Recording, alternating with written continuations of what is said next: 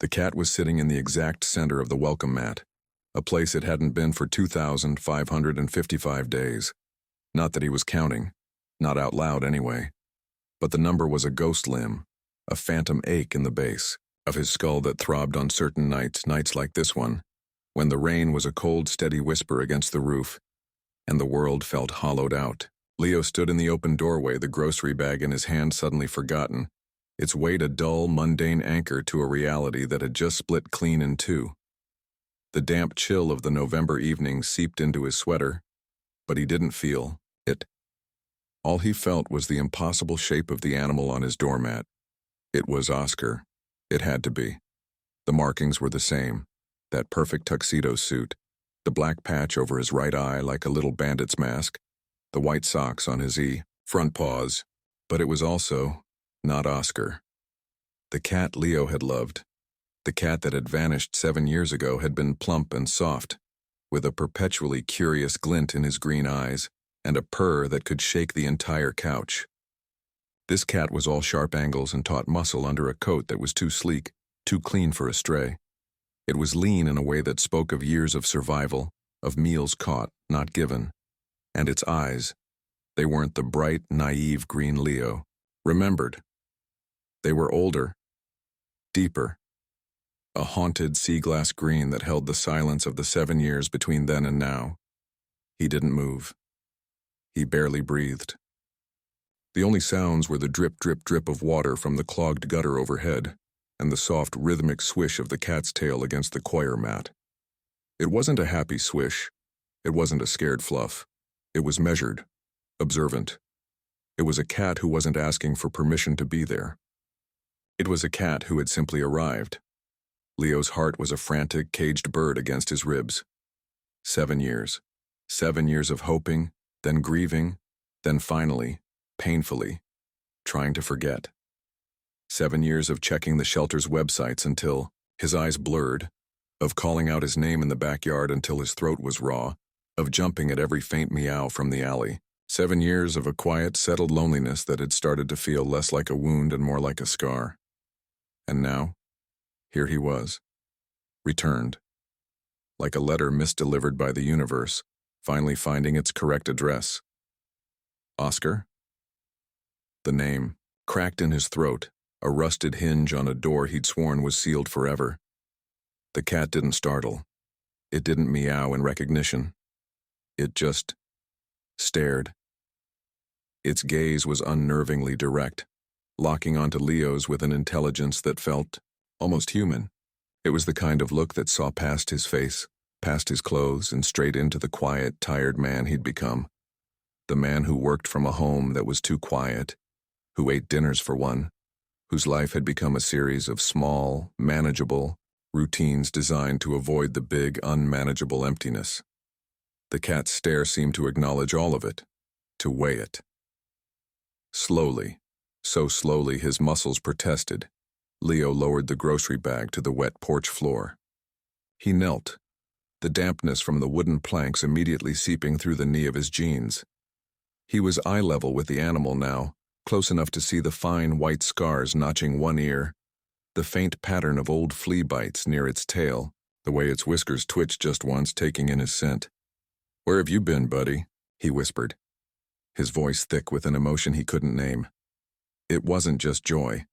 It was a confusing, painful cocktail of joy and shock and a deep, resurfacing grief. It was the feeling of a ghost showing up for dinner and expecting a place to be set. The cat finally broke its stare. It looked past Leo, into the warm, golden light of the house behind him.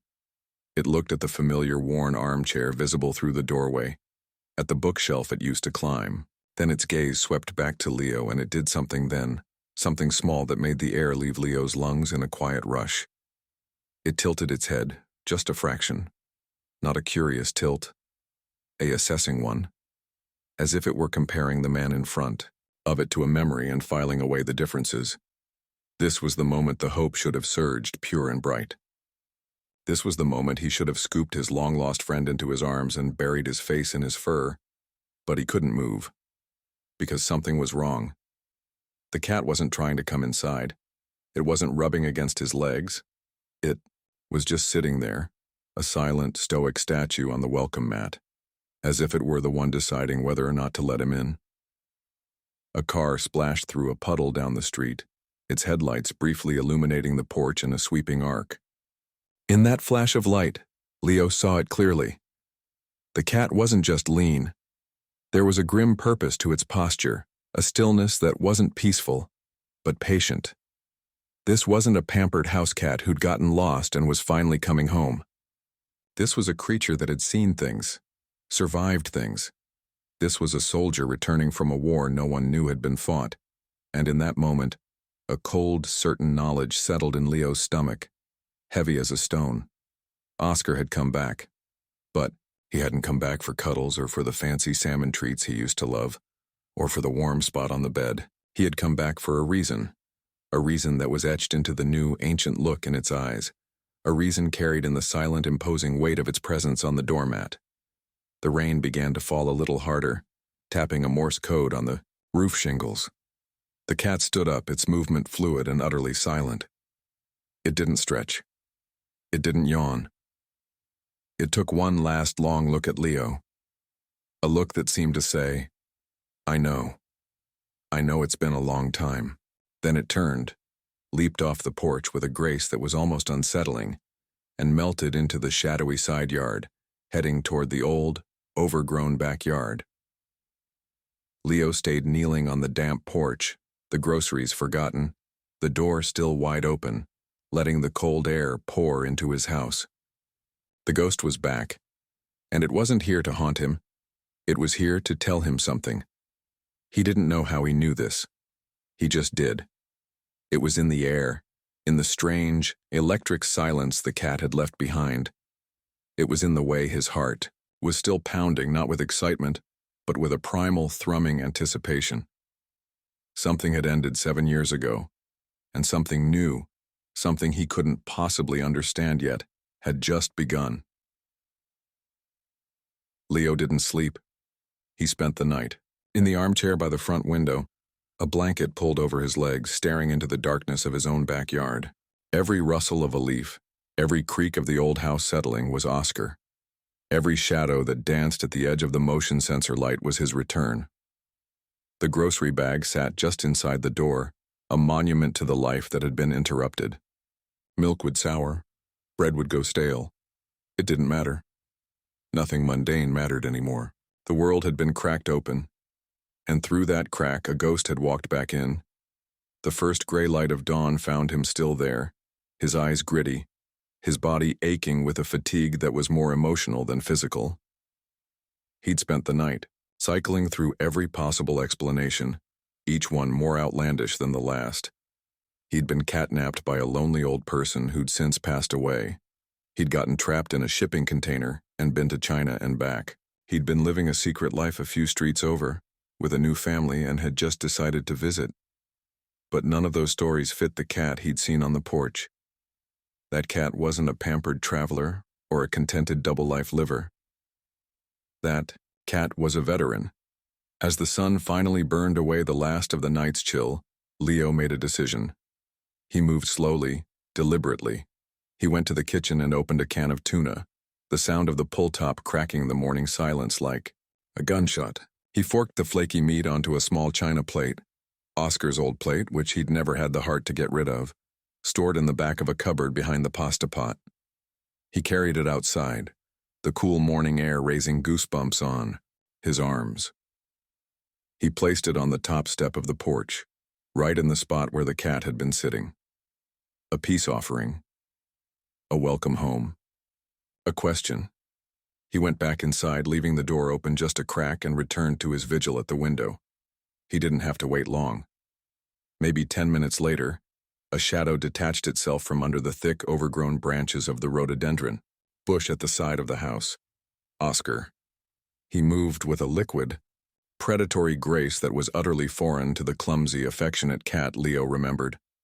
He didn't run for the food. He approached the porch steps like a negotiator approaching a contested border, every sense on high alert. His head was low, his ears swiveling, taking in the song of a distant bird, the hum of an early commuter's car. the sound of Leo's breathing from inside the house. He stopped a full 3 feet from the plate. He stared at it. He stared at the crack in the door. He stared at the window where Leo sat, perfectly still. It was a standoff. The silence stretched, taut and thin. Leo found himself holding his breath. This was it. The first test. Would the familiar scent of tuna override 7 years of whatever had happened?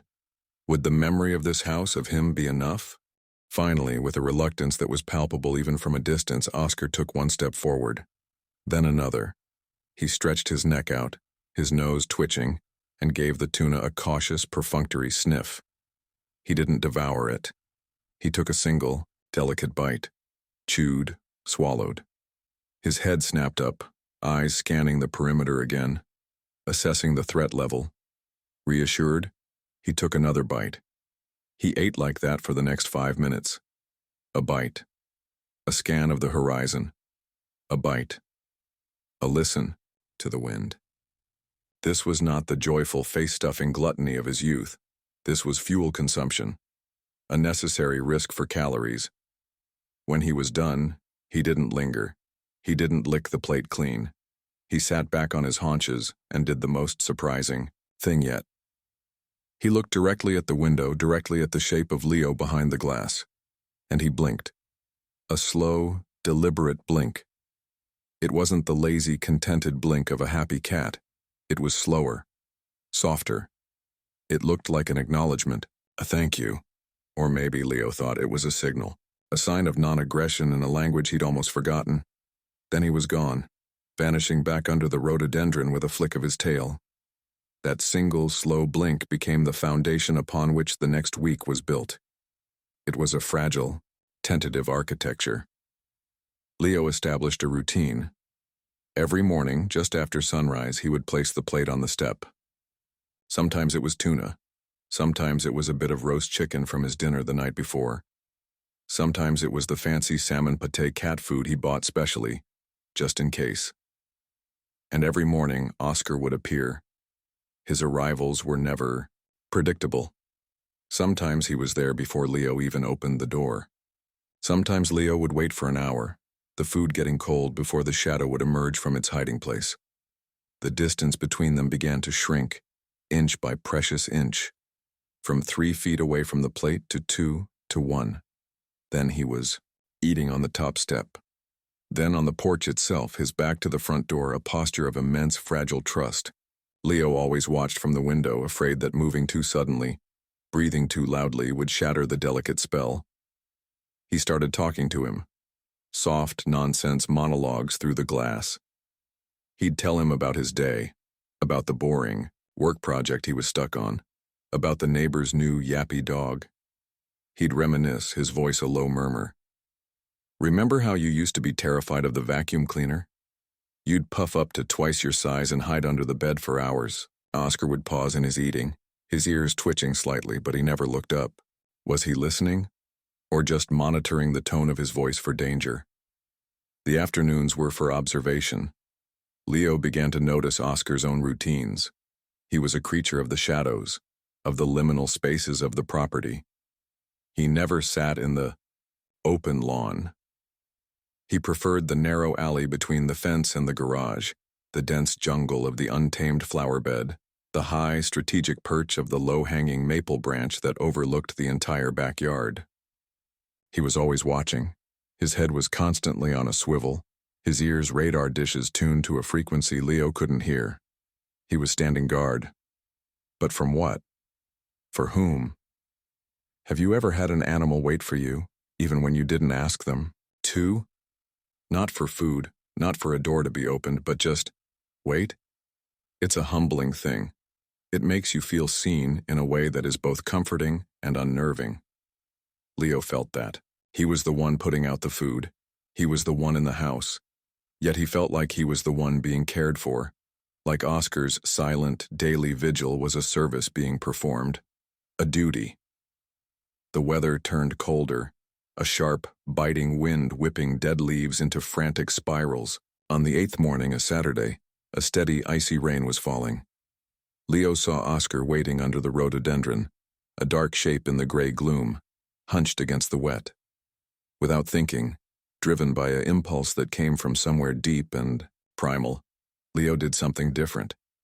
He opened the door, placed the plate of food just inside the doorway on the hardwood floor of the living room, and then he walked away. He didn't go to the window. He went to the kitchen and busied himself with making coffee, his back to the living room. His heart was hammering. This was a huge gamble. The open door was an invitation to a world Oscar had left behind. It was a test of everything they'd built over the past week. The sound of the rain was louder with the door open. He listened, straining over the gurgle of the coffee maker for the sound of paws on the floor. He heard nothing. Maybe he'd spooked him. Maybe the threshold was still too great. The smell of brewing coffee filled the kitchen, a normal smell for a profoundly abnormal moment. He was just pouring a mug when he felt it. Not a sound, a presence, a change in the air pressure of the house. He turned slowly. There, in the doorway, to the kitchen stood Oscar. He was soaked, his fur dark with rain making him look even leaner and more severe.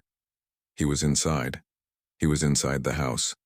Water dripped from his whiskers onto the linoleum, creating a tiny, dark puddle.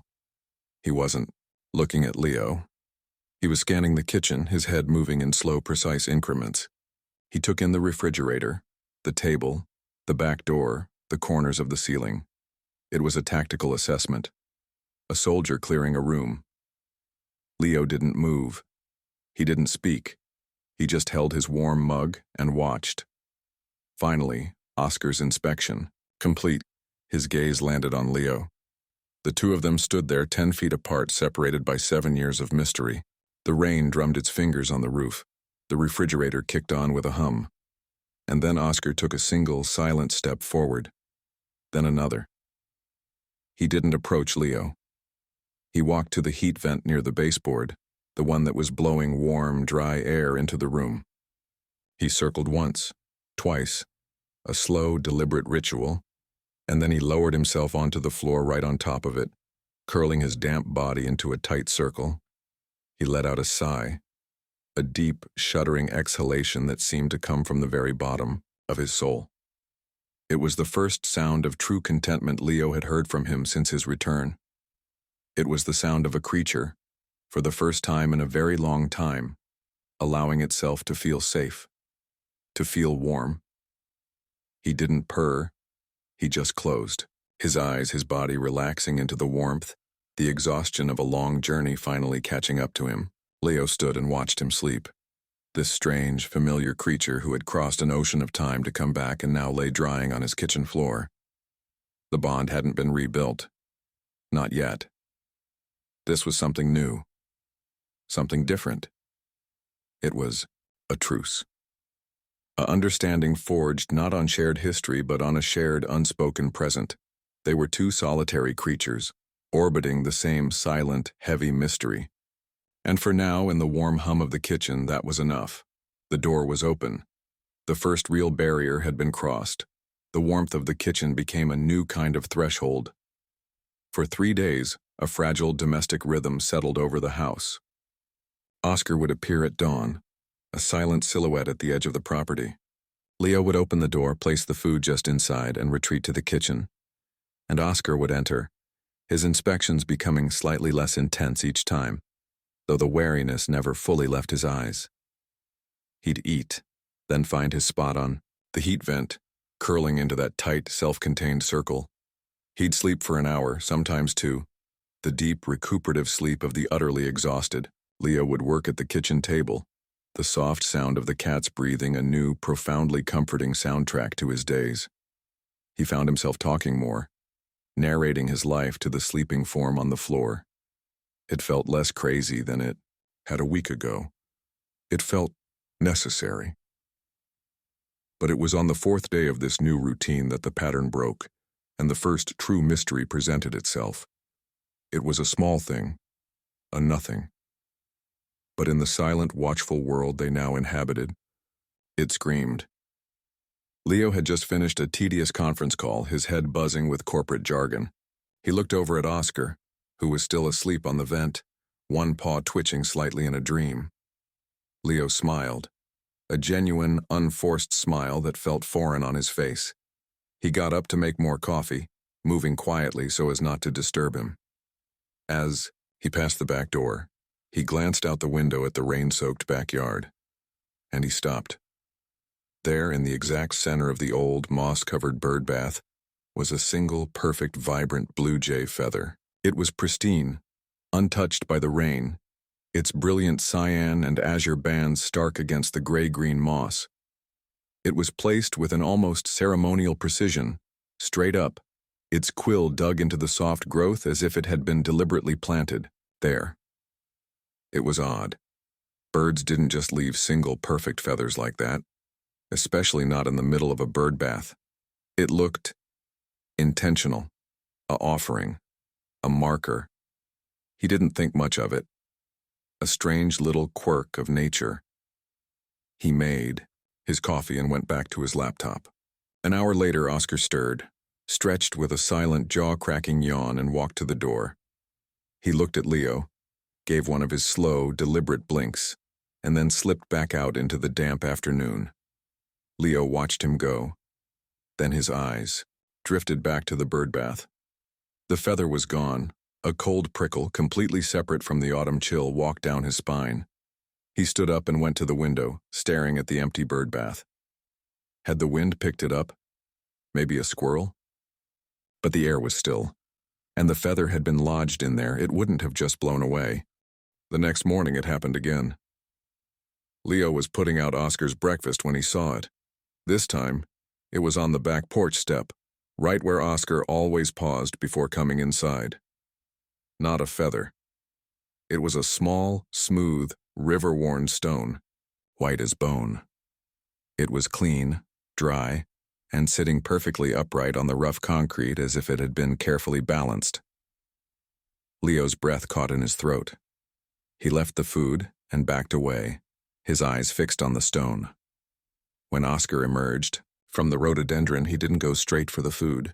He walked to the step, sniffed the stone once, and then, with a movement so casual it seemed rehearsed, he nudged it with his nose, pushing it a few inches to the side. Only then did he begin to eat. Later, after Oscar had finished his nap and left, Leo went outside. The stone was gone. A wild, impossible thought began to form in Leo's mind. He tried to bat it away. It was ridiculous. Cats didn't do that. They brought you dead mice, half-alive lizards, things they considered prizes or gifts or teaching tools. They didn't leave carefully curated, seemingly symbolic objects in specific locations only to retrieve them later. That was the behavior of something else, something with a purpose he couldn't decipher. The gifts, as Leo had started to think of them, became a daily ritual, and each one was more inexplicable than the last. A strip of faded red satin ribbon, knotted neatly in the middle, left on the welcome mat. A single dried-out crimson maple leaf placed with its stem pointing directly at the back door. A small tarnished brass button sitting in the food bowl itself, as if it were the main course. Leo started a notes app on his phone. He documented each one. Day 11, blue feather, location, bird bath, status, retrieved. Day 12, white stone, location, step, status, retrieved. It was the only way to prove to himself he wasn't going insane. The evidence was piling up. This wasn't random. This was a language, a code. He began to watch Oscar's departures with a new, intense focus.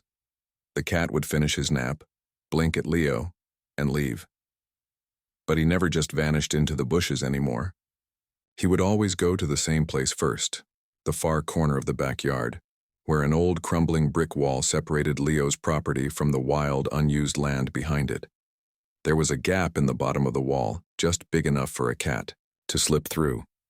Oscar would pause there, his body tense, and look back at the house. Not at Leo if he was watching from the window, but at the house itself. It was a look of responsibility. Then he'd duck through the gap and be gone for hours. Leo's worry began to curdle into a low-grade, constant fear. It was the fear of this fragile, miraculous connection being severed. What was on the other side of that wall? Was there another family? A dangerous territory he was fighting for? Was he bringing these objects from over there? Were they trophies, tributes, warnings? The fear made him clumsy. One afternoon, desperate for a clue, he did something he immediately regretted. As Oscar slept, deep in his post-meal coma, Leo crept over to him. He wasn't going to touch him. He just wanted to look closer. He wanted to see if there was something tucked in his fur, some sign of where he went, what he did. He knelt on the floor, leaning in slowly, his shadow falling over the sleeping cat. Oscar's eyes flew open. They weren't sleepy or slow to focus. They were instantly, terrifyingly alert. He didn't jump or hiss, he just locked his eyes on Leo's, and a low, guttural sound vibrated in his chest. It wasn't a growl, not exactly. It was deeper, more ancient. It was a sound of pure, unadulterated warning. A sound that said, "Do not cross this line." Leo froze, his heart pounding against his sternum. He had never heard a cat make a sound like that. It was primal. It filled the warm kitchen with a sudden Arctic cold. He slowly, carefully leaned back, raising his hands in a gesture of surrender. "Okay," he whispered, his voice shaky. "Okay, buddy. I'm sorry. I'm sorry." The sound stopped as abruptly as it had started. Oscar held his gaze for a long, tense moment, then stood up. He didn't run. He walked, with a stiff, offended dignity, to the door, and waited. Leo, his hand still trembling, got up and opened it for him. Oscar left without a backward glance. He didn't come back for 2 days. Those were the longest 48 hours of Leo's life. The silence in the house was deafening, a heavy blanket of guilt and regret. He'd broken the trust. He'd pushed too hard, driven by a fear that was now eating him alive. He'd ruined it. The miracle had come and gone, and he'd scared it away. On the morning of the 3rd day, hollow-eyed and desperate, Leo put the food out anyway, a pathetic act of faith. He sat on the porch step in the cold, waiting. He didn't care about the mysteries anymore. He didn't care about the gifts. He just wanted his cat to come back. He wanted to hear that soft sigh of contentment on the heat vent. He wanted to earn back that slow blink. The sun rose, painting the sky in weak shades of pink and orange. The world woke up around him, but the space under the rhododendron remained empty. And then, just as he was about to give up, to go inside, and admit defeat, he saw it. A movement at the gap in the brick wall. Oscar slipped through. He looked tired. His gait was slower than usual. He made his way across the frost-tipped grass toward the porch. Leo didn't move, didn't speak, afraid any sound would send him fleeing again. Oscar stopped at the bottom of the steps. He looked at Leo. His gaze was weary, but the outright hostility from the kitchen was gone. It was replaced by something else, something that looked like resignation. Or maybe resolve. He didn't come up the steps to eat. Instead, he did something that made Leo's blood run cold. He turned his head and began to cough, a harsh, racking sound that shook his whole body. It wasn't a hairball cough. It was deeper, more painful. And after a moment of this struggle, he hacked something up onto the frozen ground. It was a matted, disgusting wad of grass and dirt, but nestled in the center of it, glinting dully in the early morning light, was something metallic, something man-made. Oscar looked at the object, then up at Leo. His message was clear, and it was utterly shattering. It was no longer a code to be deciphered. It was a plea. This wasn't about gifts. It never had been. It was about evidence, and he was finally physically handing it over. For a long, terrible moment, neither of them moved. Leo sat frozen on the cold porch step, his mind refusing to process the scene in front of him. Oscar stood rigid at the bottom of the steps, his side still heaving from the effort of that awful, wrenching cough. Between them, on the frost-whitened grass, lay the wet, dark wad of vomited earth, and at its center the glint of metal. It wasn't a gift. It was a confession. A piece of a story he'd been trying to tell for weeks, finally coughed up from some deep hidden place. The spell broke. Leo scrambled down the steps, his knees cracking, his heart a wild, panicked drum in his ears. He fell to his knees in the damp grass, not caring about the cold seeping through his pants. Oscar didn't flinch. He didn't back away. He just watched, his green eyes pools of exhausted, grim intensity, as Leo reached a trembling hand toward the disgusting offering. His fingers, numb with cold and something else, something like dread, brushed against the cold, wet mass. He gagged, his stomach lurching, but he didn't pull back. He gently pried the metallic object free. It was caked in bile and mud. He wiped it clean on the leg of his jeans, his movements frantic, desperate. It was a tag, a small aluminum pet tag, the kind you get engraved at a pet store. The shape was familiar, a bone shape. The same kind Oscar had worn all those years ago. The one that was probably still in a drawer somewhere, tucked away with a faded blue collar. His vision blurred. He squinted, rubbing the tag with his thumb, trying to make out the etched letters through the grime and the frantic beating of his own heart. It wasn't Oscar's name. The script was different, smaller. He could just make out a phone number. And below it a name. Finn. The world tilted. Finn. Who was Finn? Another cat? A dog? A person? The questions came in a screaming, silent rush. This wasn't his cat's tag. This was a tag from another animal, another life. Oscar had brought it. Here. He had carried it inside him. Leo looked up at Oscar, his eyes wide with a confusion so profound it felt like vertigo. Finn, he whispered, the name strange on his tongue. At the sound of the name, Oscar's entire body language changed. The grim stillness shattered. He let out a sound, a sharp, truncated meow that was part distress, part urgent command. He turned abruptly and began to walk toward the back of the yard, toward the gap in the brick wall. He stopped after a few paces and looked back at Leo, his tail twitching with an impatient, desperate energy. Come on. Follow me. Now. This was it. The reason, the purpose behind the haunted eyes, the vigil, the strange gifts that were never gifts at all. They were clues, breadcrumbs, and Leo had been too blind, too wrapped up in his own shock and joy to see it. He pushed himself, to his feet, his legs weak. He was still clutching the cold metal tag in his fist, the edges biting into his palm. Okay, he breathed, his voice hoarse. Okay, I'm coming. Oscar didn't wait. He turned and trotted toward the wall. His pace quickening, Leo followed, his breath pluming in the cold air, his mind a riot of fear and a dawning, horrifying understanding. The gifts. The feather. Light. Airy. Something that could fly away. The stone. Heavy. Earthbound. Permanent. The ribbon. Something. Tied. Bound. The leaf. Life. Faded and dried. The button. Something that fastens, that holds things together. They weren't random. They were concepts, pieces of a story he was too human, too literal to understand. Oscar slipped through the gap in the wall with practiced ease. Leo had to get on his hands and knees, the cold, rough brick scraping against his skin, to squeeze through after him. He emerged into a world of neglect.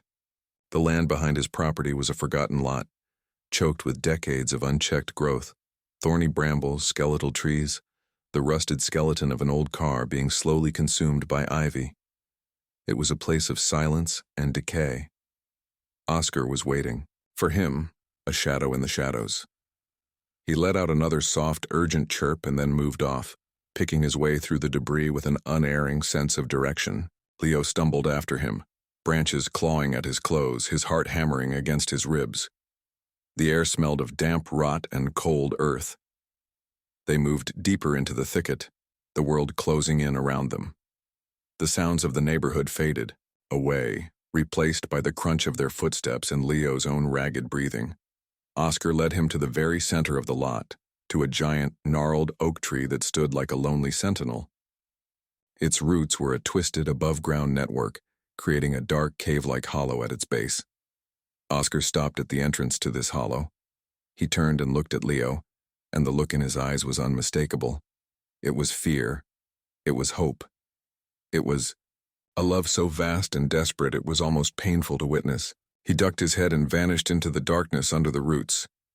Leo knelt, the frozen ground biting through his jeans. He pulled out his phone, fumbling with numb fingers to turn on the flashlight. The bright beam cut through the gloom, a stark invasion of this secret hidden place. The beam swept over empty beer cans, faded candy wrappers, the detritus of kids who used this place as a hideout. And then it landed on Oscar. He was crouched low, not on the ground, but on something. He was lying on a pile of old, mildewed burlap sacks that had been shoved into the back of the hollow. And as Leo's light hit him, he began to purr. It wasn't a purr of contentment. It was a loud, frantic, vibrational hum, the kind a mother cat uses to call her vulnerable newborn kittens. A purr meant to comfort, to signal safety, to say, "I am here. You are not alone." He was lying on the sacks, but he was also lying around something, protecting it, sheltering it. Leo's breath hitched. He shifted the light. Tucked into the curve of Oscar's body, nestled deep in the burlap, were three tiny, fuzzy shapes. Kittens, so small their eyes were still sealed shut. They were squirming blindly, mewling soft, pathetic little sounds, nuzzling against Oscar's stomach, searching for a warmth and nourishment he could not provide. And around each of their tiny necks, tied with a clumsy knot of that same red satin ribbon he'd left on the welcome mat, was a small makeshift collar. On one, a dried crimson leaf was tied. On another, the white stone was fastened impossibly with a twist of grass. On the third, the brilliant blue jay feather was attached. The gifts. They weren't clues for Leo. They were labels. For them, Leo's. Hand flew to his mouth. A sob, raw and involuntary, ripped from his throat. The pieces, the awful, beautiful, heartbreaking pieces, all crashed together in his mind. Oscar hadn't run away 7 years ago. He'd been taken or lost or something, and he'd ended up here. And he'd found Finn, whoever Finn was. A friend, a companion, maybe more. And Finn had these kittens. And something happened. Something bad. Finn was gone. The tag was all that was left. And Oscar had stayed. He had stayed with these kittens that weren't his, in this cold, dank, dangerous place. He had hunted for them. He had kept them warm. He had protected them from the elements, from predators, from everything. For how long? Days? Weeks? He'd kept them alive through sheer force of will. But he was just a cat. He couldn't keep it up forever. They were starving. They were freezing. He was starving. He was freezing. He knew he was failing. He knew they were dying. And so he did the only thing he could think of, the most impossible, courageous thing. He remembered. He remembered a house. He remembered a man. He remembered a kind voice and a warm vent. He remembered a life of safety from a lifetime ago. And he made a choice. He left them. He crossed back over the wall through 7 years of time and trauma, and he came back to the one place he thought might help. He didn't come back for food. He didn't come back for warmth. He came back on a mission. A rescue mission. He came back for them. The gifts weren't gifts, they were proofs of life. He was bringing Leo pieces of their world, the only pieces he could carry, to show him. Look. See? I have them. They are real.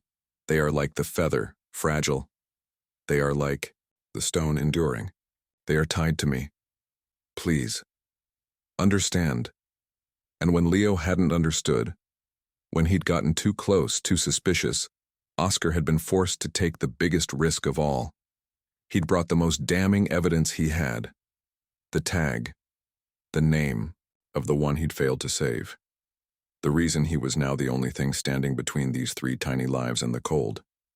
He'd carried it inside him. The ultimate, painful secret. And he'd delivered it. Tears were streaming down Leo's face now. Hot and fast, freezing on his skin in the cold air. His body trembled with the force of his crying. He looked at Oscar, This emaciated, scarred, magnificent creature, who had spent his second chance not on himself, but on three tiny, helpless beings. He had endured starvation, the elements, and the terrifying journey back to a past life, all for them. The love in that act was so immense it felt like a physical weight in Leo's chest. Oscar looked up from the kittens, his frantic purr faltering. His eyes met Leo's. They were wide, pleading, swimming with a fear and a hope so profound it shattered Leo completely. In that look was the entire unspoken question. Do you see now? Will you help us? Leo reached out a trembling hand, not to touch but to hover over Oscar's head. His voice was a broken whisper ragged with tears. Oh, buddy, I see. I see now. I'm here. I'm so sorry it took me so long to see.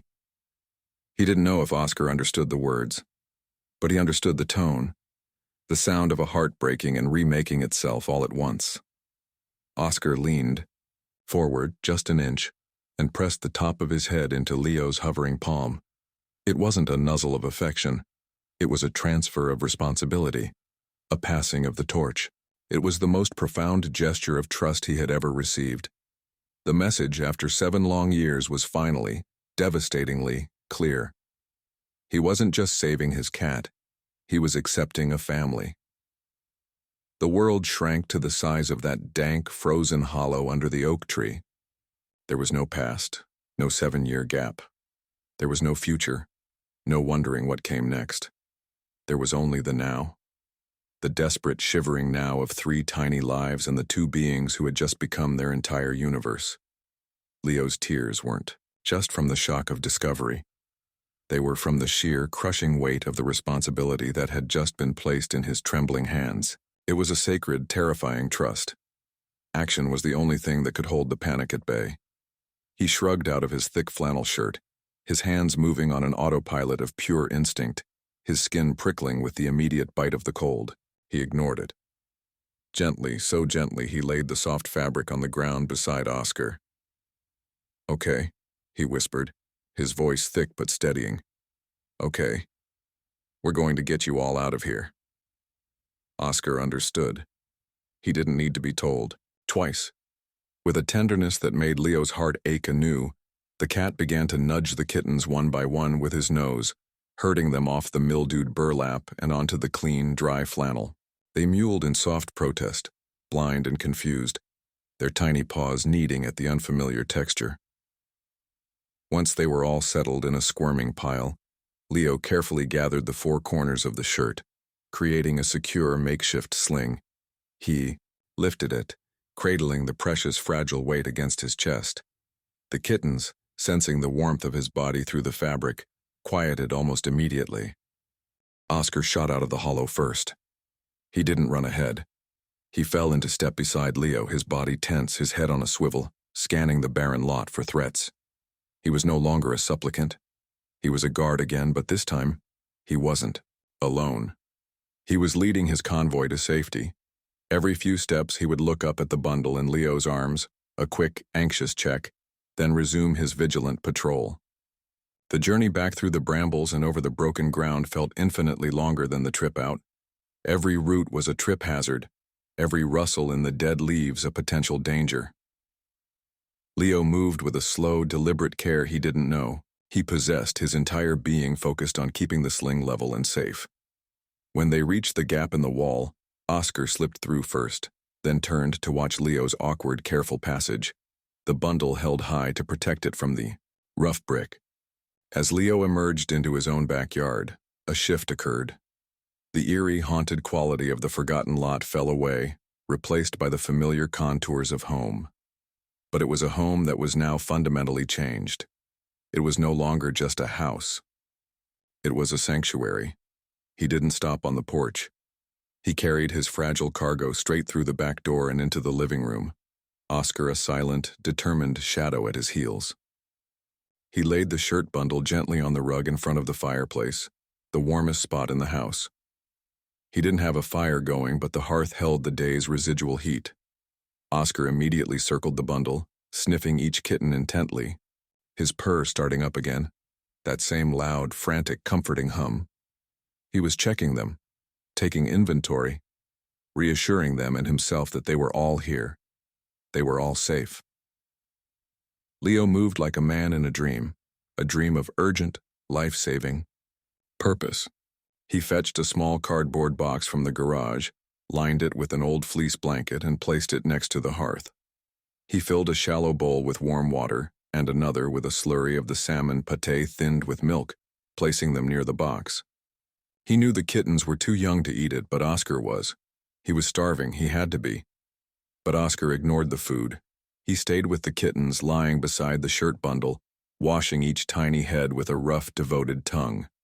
His focus was absolute. Leo's heart broke all over again. He wouldn't eat until he knew they were settled, until his duty was completely discharged. It was then that the true work began.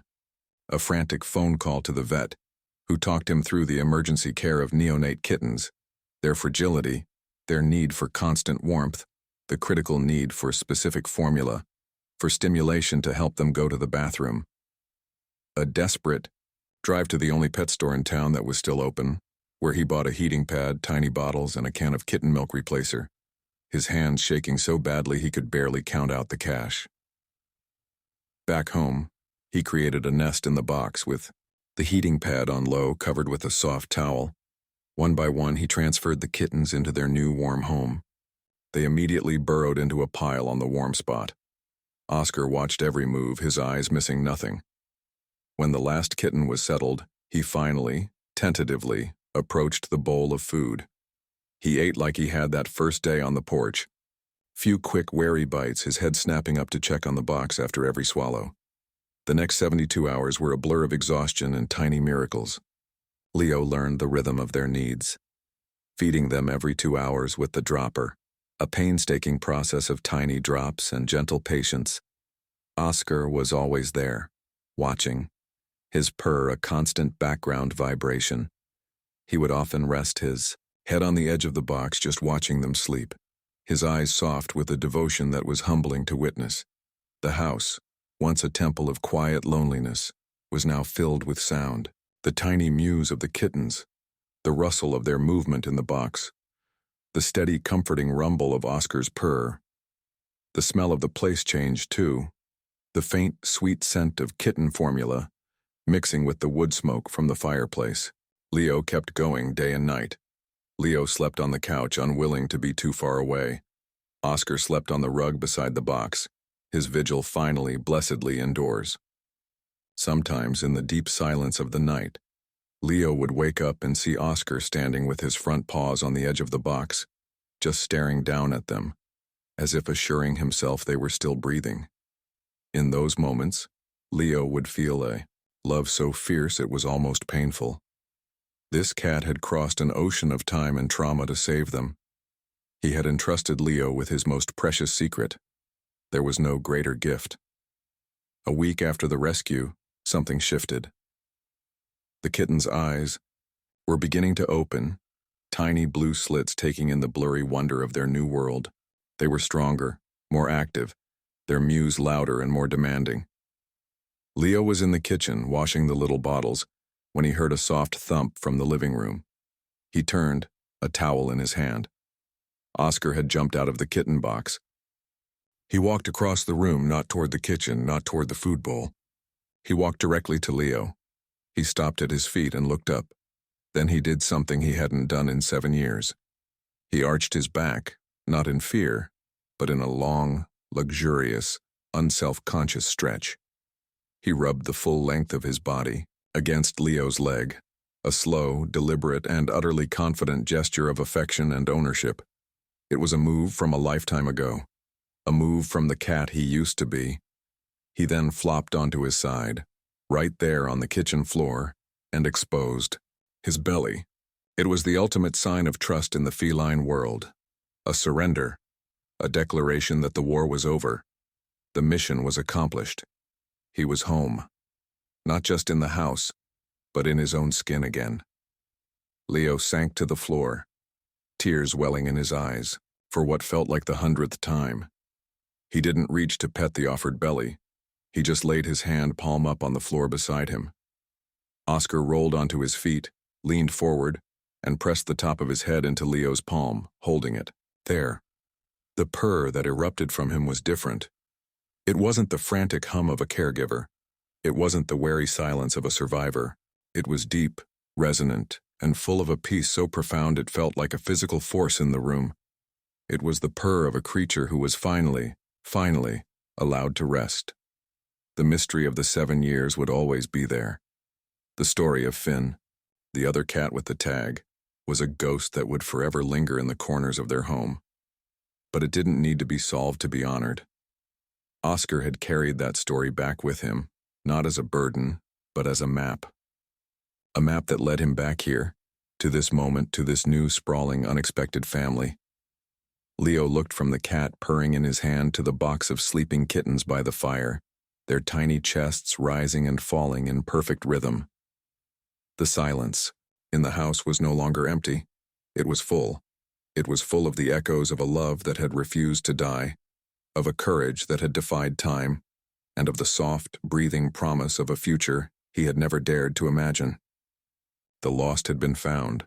The broken had been made whole. Not by returning to what was, but by building something new, something stronger, from the pieces left behind.